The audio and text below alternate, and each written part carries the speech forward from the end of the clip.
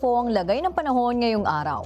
Ayon sa Pag-asa, 3 weather system pa rin ang patuloy na nakakaapekto sa bansa ngayong araw. Halos maghapon pa rin ang inaasahang pag-ulan sa silangang bahagi ng Southern Luzon dahil sa epekto ng shear line. Ito yung salubungan ng hangin na nanggagaling sa northeast at hangin nanggagaling sa silangang bahagi ng bansa. Patuloy din na makararanas ng malamig na panahon lalo na sa gabi at madaling araw sa malaking bahagi ng Luzon dahil sa epekto ng amihan. Samantala, apektado naman ng easterlies ang malaking bahagi ng Visayas na magdadala ng pag-ulan.